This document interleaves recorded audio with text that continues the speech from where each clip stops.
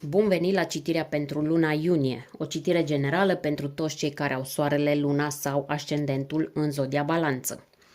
Mă bucur mult că ești aici. Dacă urmărești deja canalul, știi cum funcționează, iar dacă ești nou sau nouă, îți urez bun venit și te invit să asculți până la capăt.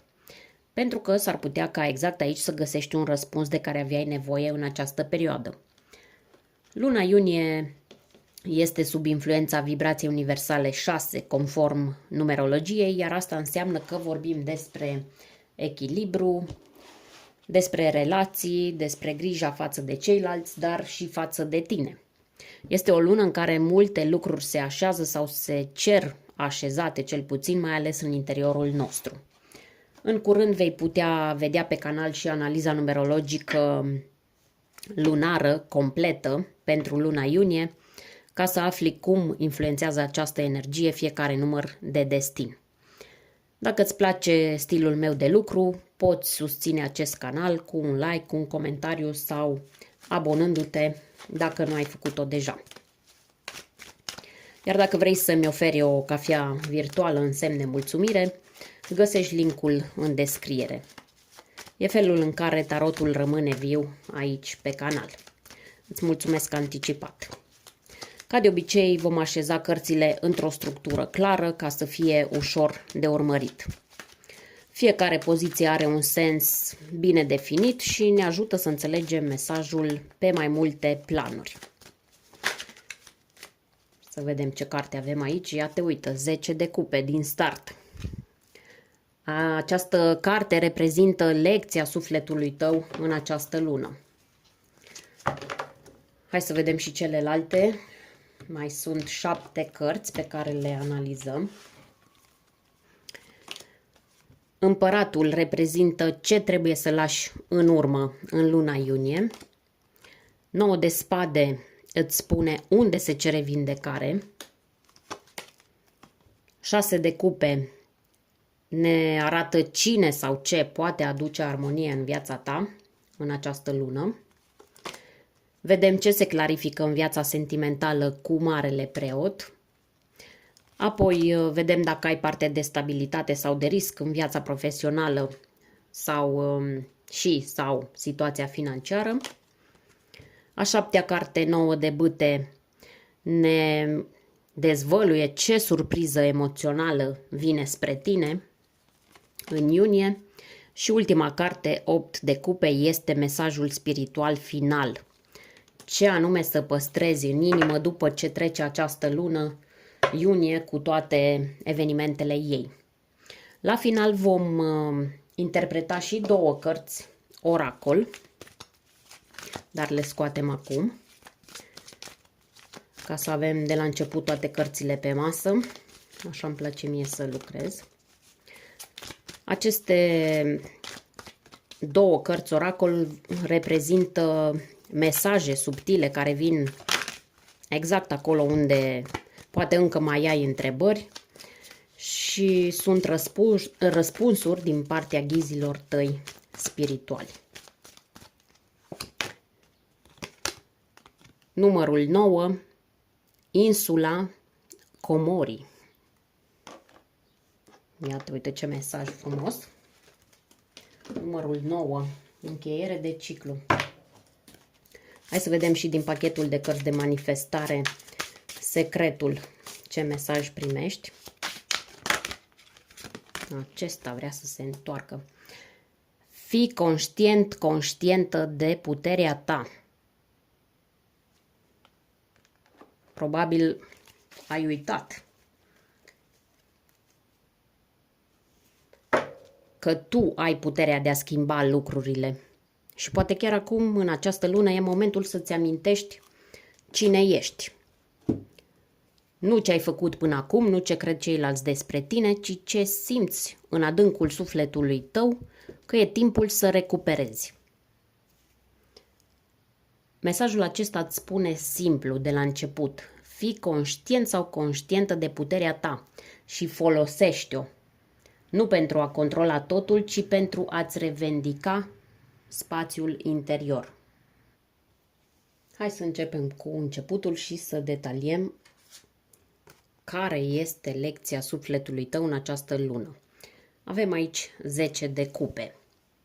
O carte adesea considerată cartea finalului fericit în tarot, o imagine ideală a împlinirii emoționale, a armoniei în familie, a sentimentului că ești unde trebuie și cu cine trebuie. Dar în poziția lecției sufletului, mesajul nu este despre rezultat, ci despre conștientizarea a ceea ce ai nevoie ca să simți că ești acasă. Pentru tine, dragă balanță, care ești un semn guvernat de Venus, fericirea nu înseamnă doar confort, înseamnă și echilibru emoțional în relațiile apropiate. Această carte îți spune că în iunie lecția sufletului tău este să vezi clar ce înseamnă pentru tine fericirea reală, nu cea care doar arată bine din afară. Este o lecție de sinceritate cu tine însuți sau cu tine însăți. Te simți în armonie în viața personală? Sau ai construit o imagine de totul e bine, dar în interior există goluri? Din punct de vedere simbolic, 10 este un număr de încheiere și început în același timp. Se încheie o etapă în care ai căutat stabilitate în afară și începe una în care înveți să-ți definești tu ce înseamnă pacea și iubirea. Nu ce spune lumea și nu ce cred alții că ar trebui să fie. Dacă ești într-o relație, această lună te ajută să vezi dacă ceea ce trăiești e iubirea autentică sau doar conformitate. Dacă ești singur sau singură, e un moment ideal să te eliberezi de modele vechi, poate chiar modele de familie, care nu mai definesc cine ești tu astăzi. Lecția lunii este că adevărata fericire nu se atinge bifând etape, ci alegând să fii în relații care îți respectă și sufletul, nu doar rutina. După ce ai văzut ce înseamnă pentru tine adevărata împlinire emoțională, următorul pas este să recunoști ce ai ținut prea strâns și e timpul să lași în urmă. Aici avem Împăratul. Uneori puterea personală devine rigiditate.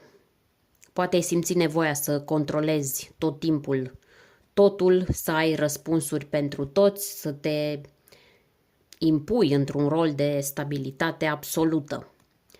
Dar în această lună ți se arată că nu trebuie să fii mereu în control ca să fii în siguranță. Acel model de autoritate interioară care nu lasă loc de flexibilitate, acel imbold de a rezolva tu totul, este timpul să le lași în urmă. Nu pentru că n-ai fost suficient sau suficientă, ci pentru că acum ești pregătit sau pregătită să conduci cu inima, nu cu armura. Aici poate fi vorba și despre o figură de autoritate care te-a modelat. Poate fi un tată, un șef, poate fi o regulă de viață, poate fi un mentor, dar este o figură de autoritate care acum te limitează. Nu mai ai nevoie de validare externă. Ai nevoie să te simți bine în propriile decizii, nu doar să respecti reguli impuse și structuri. Așadar, ce lași în urmă? Lași în urmă nevoia de a avea mereu dreptate sau de a păstra aparențele perfecte. Puterea ta reală stă în flexibilitate, nu în încrâncenare. Acum, după ce ai înțeles că nu trebuie să controlezi totul și ai început să renunți la vechile structuri, următorul pas este să te uiți acolo unde ai ascuns durerea.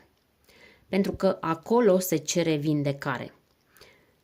Aici avem 9 de spade în a treia poziție, O carte care este cartea gândurilor care nu te lasă noaptea să dormi, cartea fricilor pe care nu le spui nimănui, a vinovățiilor sau regretelor care s-au adunat în interiorul tău ca un zid greu de dărâmat.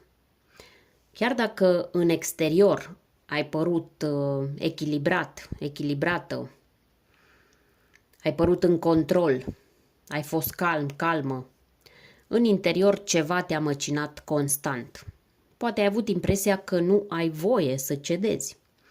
Poate te-ai învinovățit pentru lucruri care n-au ținut de tine sau poate pur și simplu ai tăcut mult prea mult timp. Această carte arată clar că vindecarea nu este despre a trece peste situația în care te afli, ci despre a recunoaște ce te apasă. S-ar putea să fie vorba despre o suferință veche, despre o trădare, un eșec, o pierdere. Dar ai ținut această suferință veche sub tăcere, ca și cum n-ar fi avut locul ei în viața ta.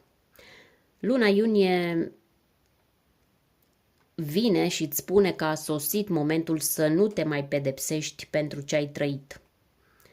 Să nu te mai temi să simți. Nu e nevoie să rezolvi totul într-o lună de zile, dar e important să nu mai minimalizezi ce te doare. Poate fi o perioadă de conștientizări emoționale puternice, dar care te eliberează. Exact pentru că nu mai negi ce simți. 9 de spade este și o carte legată de anxietate și gânduri repetitive. Așa că e un moment bun să-ți schimbi și modul în care îți vorbești ție. Să te întrebi ceva de genul: dacă aș fi propriul meu copil, mi-aș vorbi așa? Vindecarea vine atunci când nu mai porți totul singur sau singură. Vine când îți dai voie să respiri în durere ca să poți ieși din ea.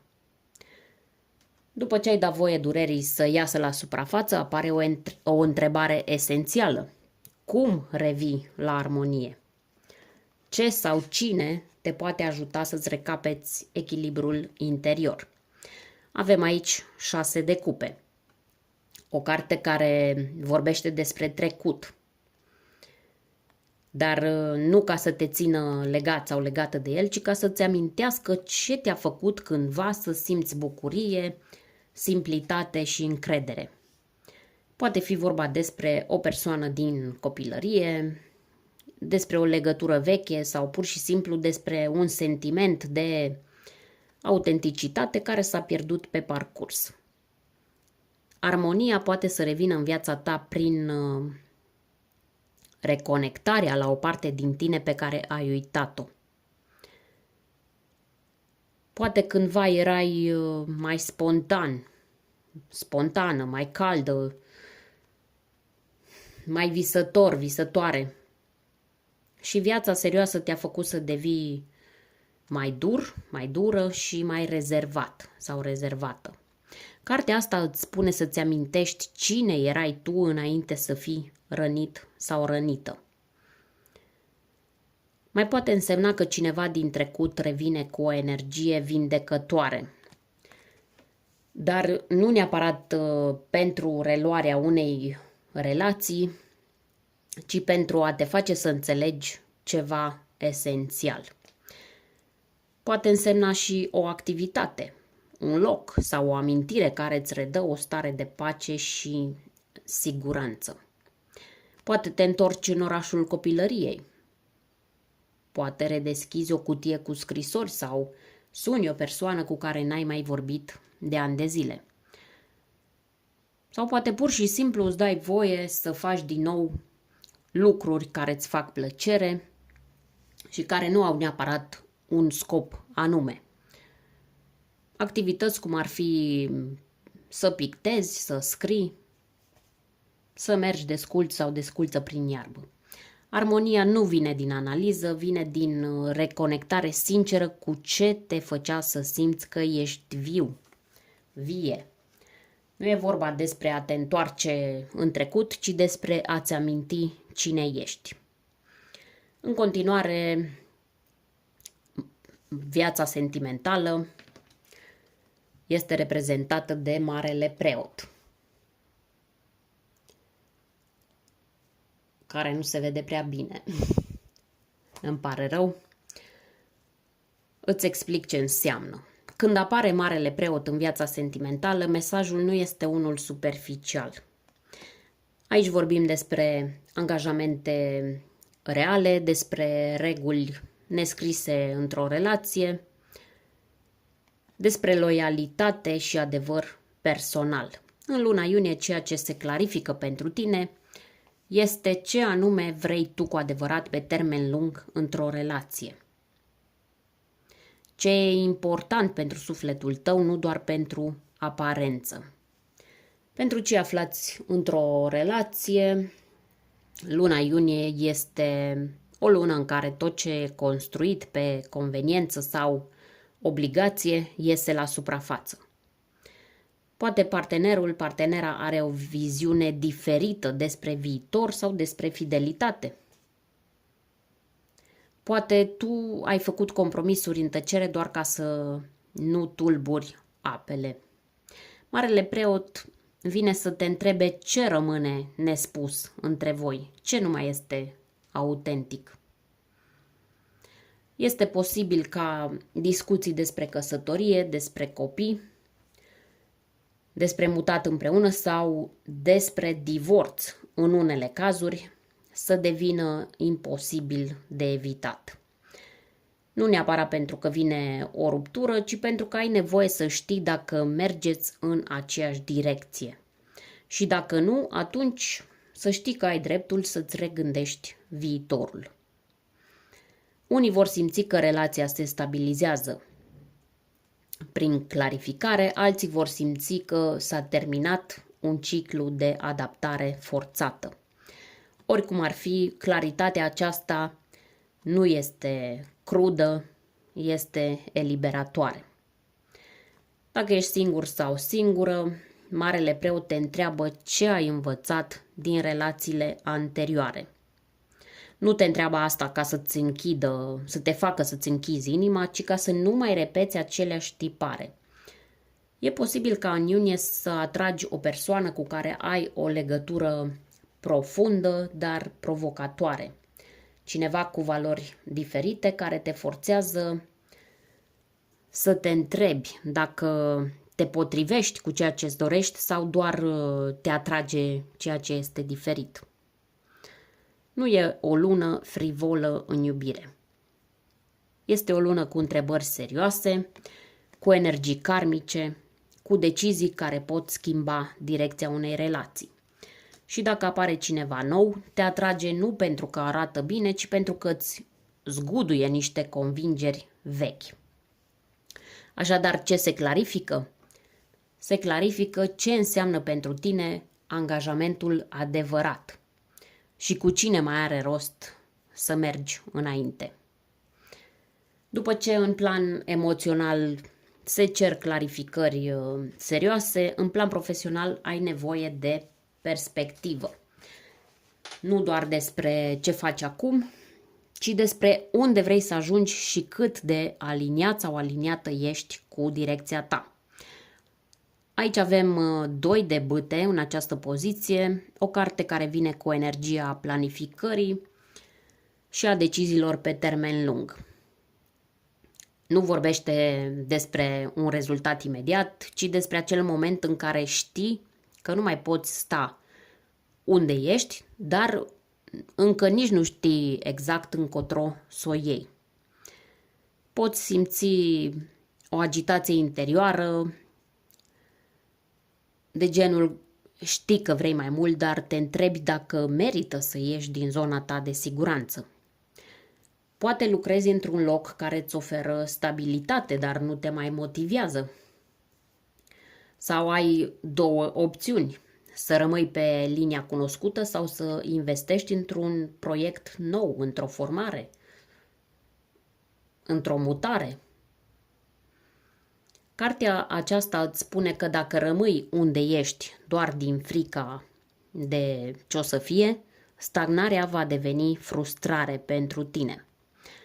Această carte este și despre alegeri făcute cu capul limpede, dar și cu sufletul prezent. Nu e momentul pentru pași impulsivi, dar nici pentru blocaje perpetue. Luna iunie te încurajează să iei o decizie curajoasă, dar calculată. Să analizezi ce potențial real ai dacă ieși puțin din rutina ta actuală. Dacă ai o idee, ai un vis, o propunere care te tot roade, acum e momentul să începi să-i faci loc. Nu e musai să sari direct, dar trebuie să începi să construiești mental acel nou drum. Unii pot primi o ofertă din afară, o invitație de colaborare sau o oportunitate de extindere. Nu o respinge doar pentru că vine într-un moment nepotrivit. S-ar putea să fie exact ce așteptai fără să știi. Așadar, e timpul să recunoști că ești la o răscruce și să începi să construiești următorul pas din convingere, nu din frică.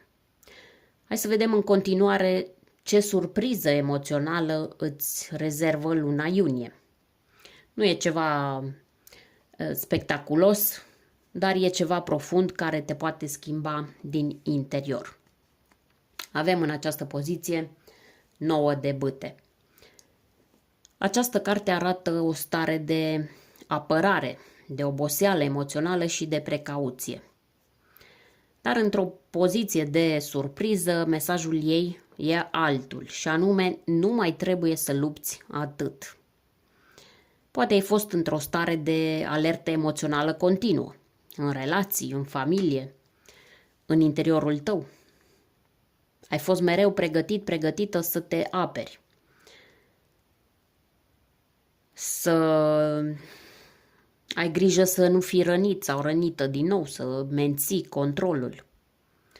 Surpriza lunii iunie este că îți vei da seama că ai obosit să te protejezi tot timpul și că încet, încet începi să-ți permiți să cobori garda. Poate cineva se apropie de tine într-un mod sincer și blând.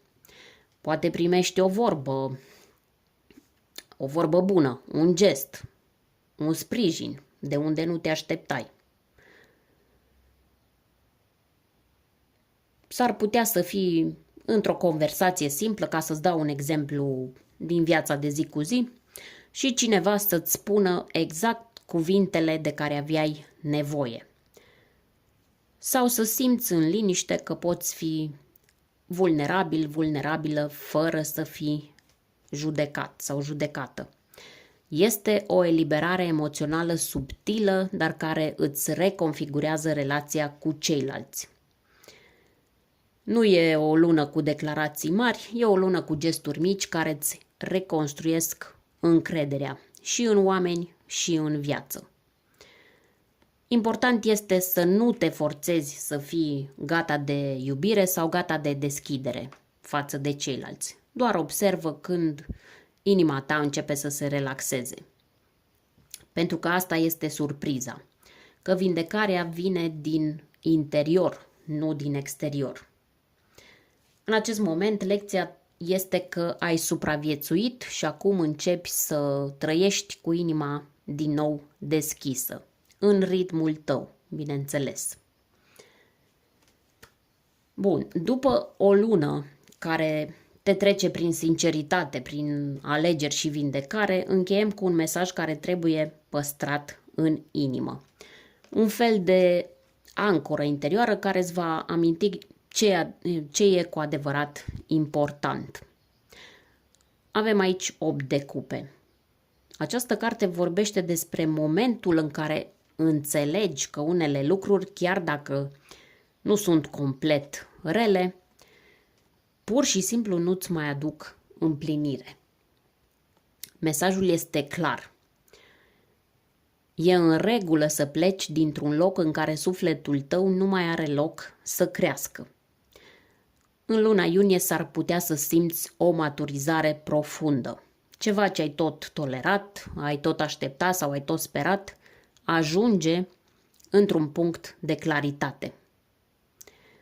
Poți să pleci, poți să spui ajunge, poți să-ți alegi liniștea fără să simți că e o pierdere. Aici poate fi vorba de o relație, de o prietenie, de un stil de viață, poate fi vorba de un loc de muncă sau chiar de o stare de gândire veche. Nu renunți la ele pentru că le urăști, ci pentru că ai crescut, ai evoluat și acum știi că vrei altceva. Este o carte a curajului tăcut. Nu pleci cu ușa trântită, pleci cu capul sus, pentru că ai înțeles ce meriți. Este și un mesaj despre alegerea sufletului în fața confortului. Și chiar dacă nu știi încă exact încotro te duci, ai încredere că universul îți va arăta ce urmează pas cu pas. Tu trebuie doar să faci primul pas de detașare. Așadar, mesajul final este că atunci când ai curajul să pleci dintr-un loc care nu te mai hrănește, spațiul gol care rămâne se umple cu ceva mai bun. Dar întâi, așa cum spuneam, trebuie să-ți permiți să pleci.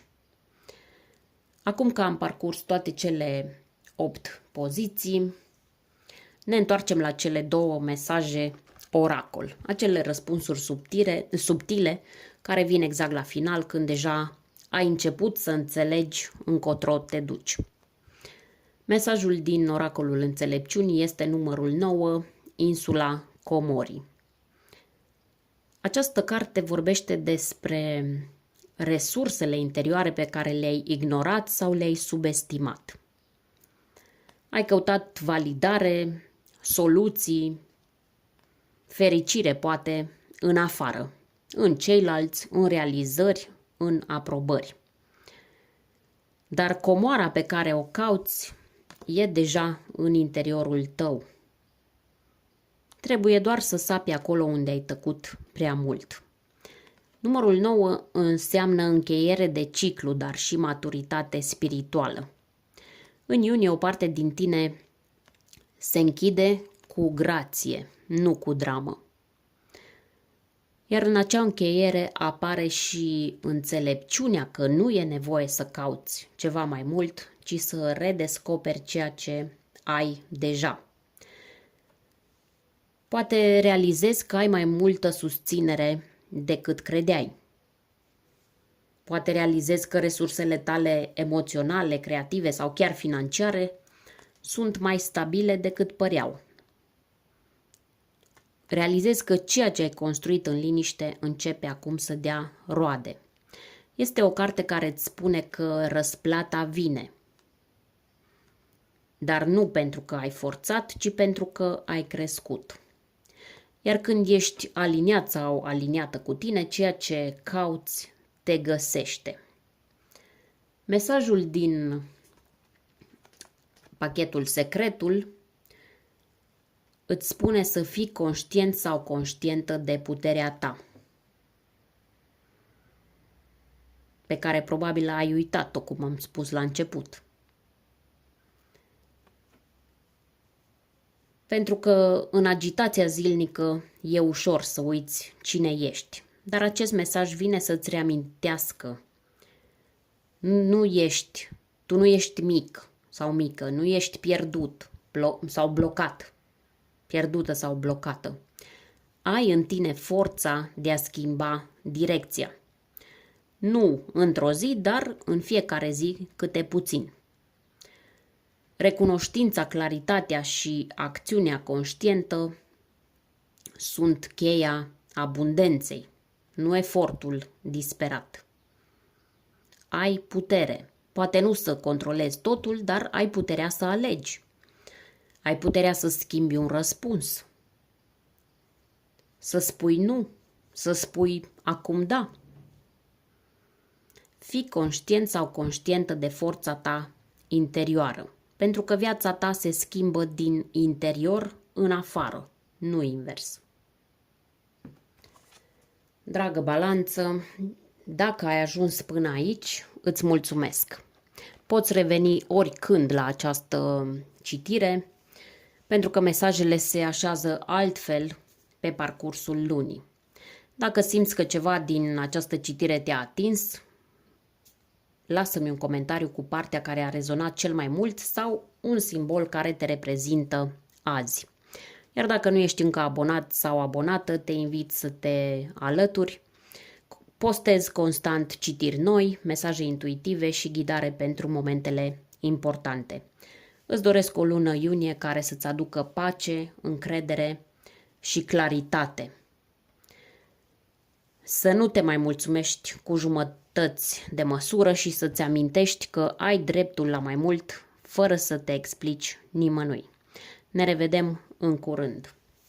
Să auzim numai de bine!